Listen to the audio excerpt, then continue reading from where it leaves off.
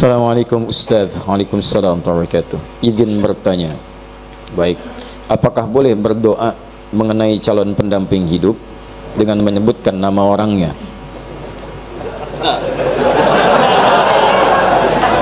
Inilah praktek apa yang saya sampaikan tadi.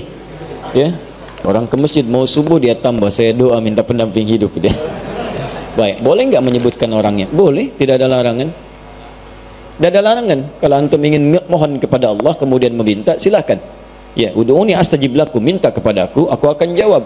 Tapi siapa yang dimintakan itu lihat syarat-syarat perempuan yang bisa dinikahi.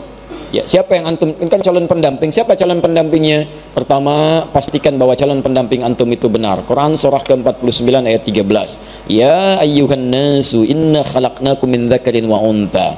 Duhai manusia, kami ciptakan kalian dari laki-laki dan perempuan. Wa ja'alnakum syu'uban wa qabaila lita'arafu. Kami jadikan kalian mungkin beda tempat tinggal, beda kabilah, beda suku, beda mungkin RT, RW, kecamatan sampai beda negara. Lita'arafu, supaya saling mengenal. Dengan ta'aruf itu mengetahui, menjalinlah kemudian hubungan kasih sampai ke pernikahan. Tapi siapa yang menikah? Zakar dan unta. Tidak ada zakar dengan zakar atau unta dengan unta. Jadi kalau antum laki-laki, pastikan yang dimohonkan pada Allah pasangan antum perempuan. Itu kaidah pertama. Kalau antum perempuan, minta kepada Allah pasangannya laki-laki. Jelas ya? Di nggak ada istilahnya laki-laki. Ya Allah, anugerahkan aku si dia, ya Allah. Mohon ya Allah, saya Asep, mohon jadikan Andi pasangan saya. Itu sudah menyalahi, nggak mungkin dikabul antum. Paham ya?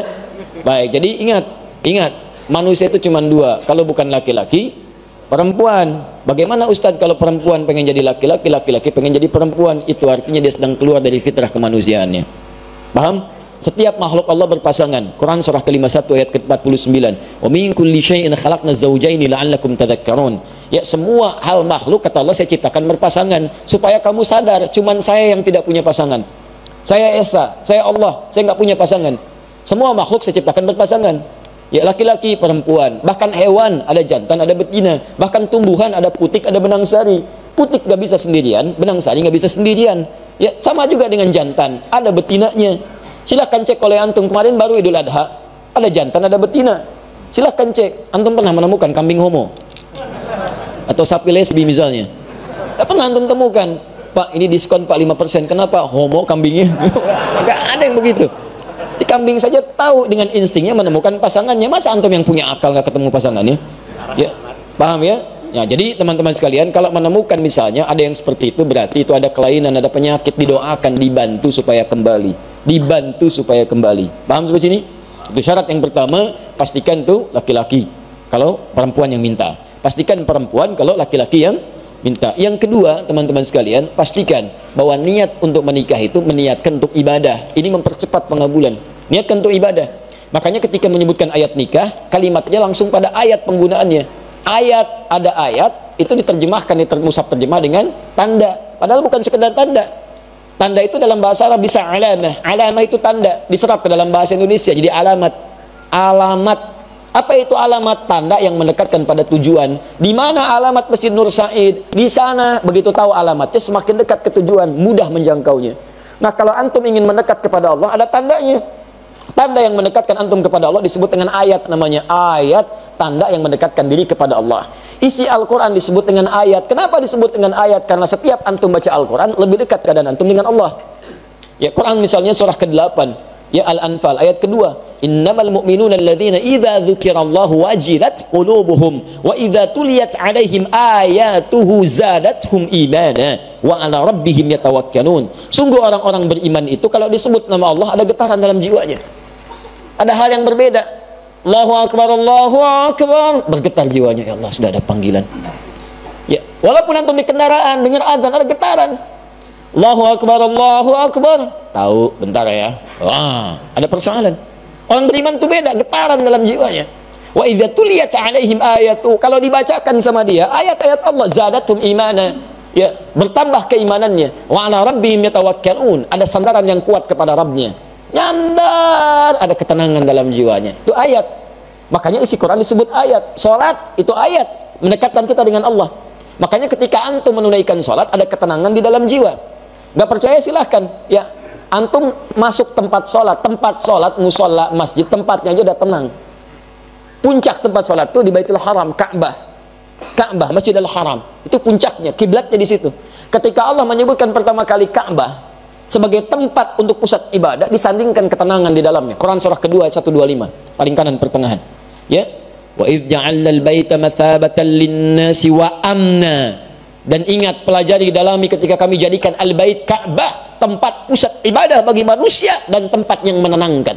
Jadi kalau antum punya masalah seberat apapun di depan Ka'bah, tiba-tiba bisa mengalir air mata, lupa dengan masalah, tenang aja. Gak percaya silahkan mendekat. Saya bermohon pada Allah, semoga yang belum bisa disegerakan insya Allah haji ataupun umrah, ya. Dan tidak cukup dengan amin, nabung. Siapin, banyakin doa. Sama tempat sholat ini, masjid musola lebih jauh, makanya antum masuk masjid lebih tenang, bahkan dibanding rumah sendiri. Silahkan cek beda rasanya. Lain masuk rumah biasa-biasa, masuk masjid baru masuk rumah Allah. Begitu kaki kanan masuk, Allah maftah ya wa rahmatik, tiba-tiba enak, ada ketenangan yang beda. Salat 2 rakaat tahiyatul masjid, duduk merapat sebentar, ya dekat AC, saking tenangnya plak tidur. Nah, nikah sama, nikah tuh awal ayatnya disebut ayat. Silahkan, Quran surah 30 ayat 21. Wa min ayatihi, di antara tanda-tanda yang mendekatkan seseorang kepada Allah, an khalaqalakum min anfusikum azwaja, kami jadikan setiap diri itu bisa berpasangan untuk menikah. Di niat nikah itu pertama kali bukan hanya memadukan rasa rindu, memadu kasih, ya, menyatukan dua insan yang saling ingin bersatu. Bukan cuma itu, niat sesungguhnya itu ibadah. Jadi kalau antum ingin dipercepat oleh Allah pengabulan doanya, niatkan untuk ibadah. Ya Allah, pasamkan aku dengan dia ya Allah, supaya aku bisa juga menghafal Quran seperti dirinya yang sudah hafal Al-Quran. Ya Allah, jika memang engkau berkehendak dengan penyatuan ini, jadikan kami ya Allah pasangan yang selalu senantiasa menunaikan salat kepadamu, menjaga dalam kebaikan, menjauhi maksiat. Kami ingin jadi pasangan yang diabadikan olehmu sampai ke surga ya Rabb. Indah. Jadi begitu antum minta kepentingan untuk ibadah, maka Allah akan jaga itu dan mempercepat kemuliaan-kemuliaannya. Disatukan dengan yang terbaik antum. Makanya kalau ada yang sudah berumah tangga sampai sekarang belasan puluhan tahun, tapi dengan rumah tangganya belum dekat dengan Allah, pasti ada yang salah dalam rumah tangganya. Ya, paham sampai sini? Baik. Makanya sekarang ini saya lihat banyak perubahan-perubahan. Orang mau menikah, maharnya itu sudah pakai bacaan Quran tambahan.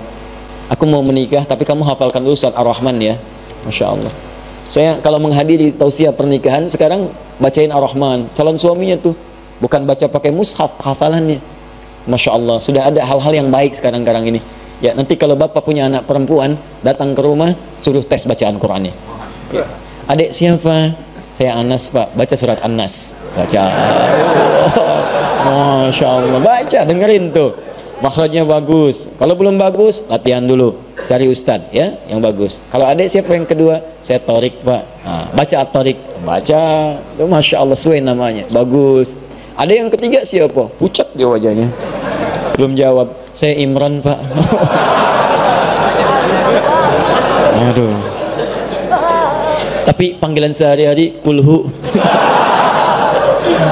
Tanya. Gitu ya. Diminta niatkan untuk ibadah. Nanti kalau antum begitu, itu akan dipermudah. Bahkan bahasa Qurannya sederhana. Kalau kamu merasa kurang bekal, aku jadikan kaya, kata Allah setelah berumah tangga. Aku jadikan kaya. Ya yughnihimullah, aku berikan kaya dari keutamaan yang Allah berikan kepadanya. Jadi syaratnya tadi cari pasangan yang benar, yang kedua niatkan untuk ibadah, kemudian nanti ada turunan dalam hadis Nabi dengan 4 kualifikasi. Tunkahul mar'atu li arba'in, perempuan dinikahi atau antum mencari perempuan mencari laki-laki karena 4 hal. Hati-hati karena 4 hal. Motifnya kadang limaliha karena urusan hartanya, lijamaliha karena parasnya, ya, kemudian linasabiha karena urutan latar belakangnya, tapi lidiniha itu yang paling utama karena ketakwaan dan agamanya. Fadfar bidzatid dini taribat yadak. Kalau ada yang bagus agamanya, maka utamakan itu, maka Anda akan beruntung dalam kehidupan. Ya, tapi sekali lagi boleh menyebutkan nama jika memang syarat-syarat itu sudah antum siapkan, antum memenuhinya, silahkan berikhtiar kepada Allah dan dengan catatan dia bukan istri orang lain.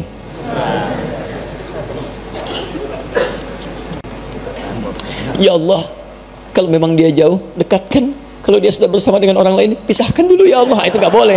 Ya, nggak boleh seperti itu. Dosa antum.